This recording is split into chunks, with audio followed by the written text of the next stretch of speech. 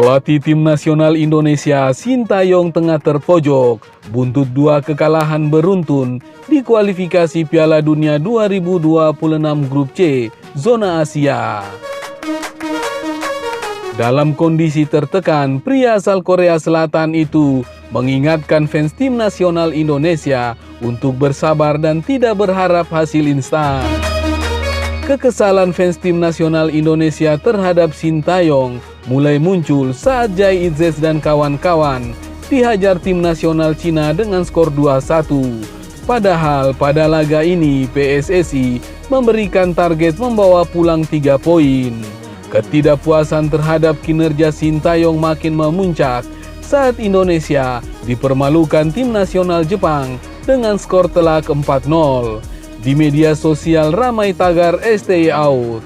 Ketidakpuasan ini muncul lantaran komposisi pemain tim nasional Indonesia cukup baik yang diisi 16 pemain keturunan asal liga-liga Eropa.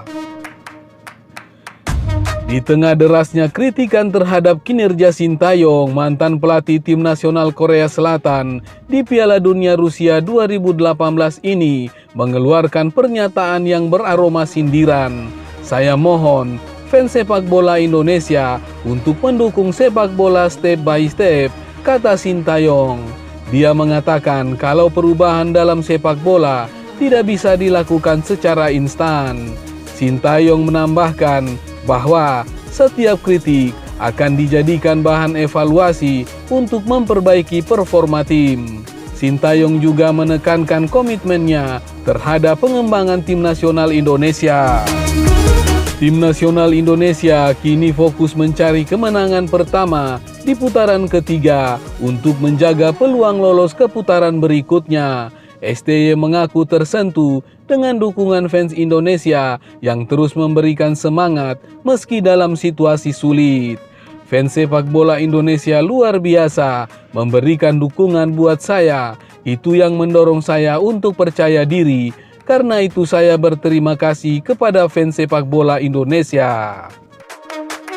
Sebelumnya, Ketua Umum PSSI Erick Thohir mengatakan Asosiasi Sepak Bola Indonesia akan mengevaluasi tim nasional Indonesia seusai laga Grup C putaran ketiga kualifikasi Piala Dunia 2026 Zona Asia melawan tim nasional Arab Saudi pada Selasa 19 November 2026. Ya, harus ada evaluasi menyeluruh, tegas Erick Thohir. Menurut Menteri BUMN itu, evaluasi akan dilakukan untuk semua program tim nasional Indonesia yang tengah berjuang lolos ke Piala Dunia 2026. Erick sendiri menepis bahwa evaluasi tersebut akan secara khusus membahas masa depan Sintayong di skuad Garuda. Evaluasi tidak spesifik ke individu, tutur Erick Thohir.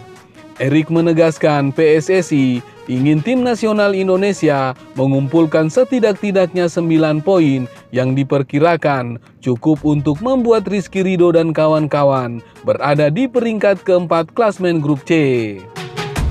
Saat ini Indonesia masih bertengger di peringkat terakhir grup dengan 3 poin dari 5 laga. Tim nasional Indonesia masih mempunyai 5 pertandingan tersisa yang terdiri dari 3 laga kandang termasuk melawan Arab Saudi, Bahrain, dan Tiongkok serta 2 laga tandang menghadapi Australia dan Jepang. Erick pun meminta pemain dan pelatih tim nasional Indonesia tidak menyerah. Semangat untuk tampil habis-habisan diperlukan demi menjaga asa melaju ke Piala Dunia 2026. Sebenarnya, ada beberapa laga kunci yang hilang. Salah satunya saat melawan Tiongkok, Indonesia kalah 1-2. Kalau laga melawan Bahrain, saya no comment. Namun, saya ingin pemain, pelatih, semua introspeksi dan tetap solid, kata Erick Thohir. Sementara itu, media asal Korea Selatan Never menyebut kekecewaan publik ini menunjukkan betapa besarnya harapan yang diletakkan pada tim nasional dan pelatih, serta tantangan yang harus dihadapi untuk kembali meraih kepercayaan tersebut. Never menyebut Sintayong telah meningkatkan level tim nasional Indonesia dan memberikan penilaian positif terhadap Sintayong yang dianggap telah membawa tim nasional Indonesia ke tingkat yang lebih tinggi. Sebelumnya, tim ini mengalami kesulitan untuk bersaing dengan Vietnam dan Thailand di tingkat ASEAN. Namun kini, skuad Garuda mampu bersaing di level Asia. Ini yang pertama dalam sejarah Indonesia lolos putaran ketiga kualifikasi Piala Dunia. Saat pelatih Sintayong datang, Indonesia berada dalam hegemoni Vietnam dan Thailand di Asia Tenggara, tulis Naver. Dengan kepemimpinan pelatih Sintayong, Indonesia berhasil meningkatkan posisinya di antara negara-negara besar Asia Tenggara dan seringkali setara dengan negara-negara besar di Asia, tegas Naver.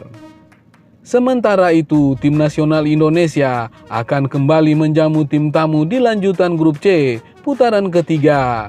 Mereka akan berhadapan dengan Arab Saudi di Gelora Bung Karno pada Selasa, 19 November 2024. Lalu, bagaimana skenario poin jika Indonesia menang, seri, atau kalah saat menghadapi Arab Saudi? Diketahui pada laga ini timnas Indonesia tidak boleh melewatkan kesempatan meraih kemenangan usai dibekuk Jepang dengan skor telak 0-4.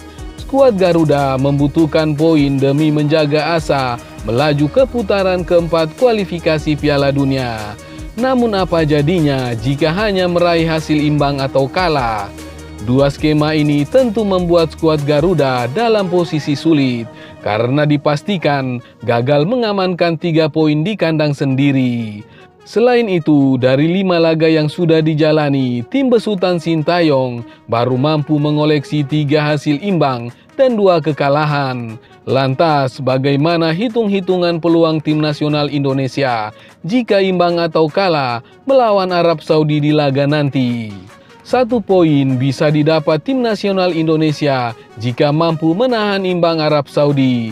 Tetapi posisi skuad Garuda di klasmen tidak akan berubah. Koleksi 4 poin tetap membawa Indonesia duduk di dasar klasmen dan hanya bisa melihat para pesaing berjibaku merebut poin tambahan. Praktis, peluang tim nasional Indonesia lolos ke putaran selanjutnya semakin menipis karena hanya menyisakan 4 pertandingan. Dengan berharap 2 laga kandang melawan Bahrain dan Cina bisa memberikan koleksi 6 poin alias mampu memenangi laga. Sementara harapan untuk bisa mencuri poin di kandang Australia dan tidak banyak kebobolan saat melawat ke negeri Sakura. Asumsinya Indonesia mampu mengoleksi 11 poin di klasmen akhir grup C putaran ketiga kualifikasi Piala Dunia 2026. Jika kalah dari Arab Saudi, maka Indonesia akan tertahan di dasar klasmen dengan hanya koleksi 3 poin saja. Dengan skema yang sama seperti di atas, Indonesia diprediksi hanya mampu mengoleksi 10 poin di klasmen akhir kualifikasi putaran ketiga. Lantas, bagaimana peluang skuad Garuda untuk bisa lolos? Tentu, hal ini masih harus menunggu hasil akhir pertandingan lain. Dengan berharap, Cina dan Bahrain semakin terjungkal di laga selanjutnya. Harapan Indonesia mampu mengakhiri putaran ketiga berada di peringkat keempat.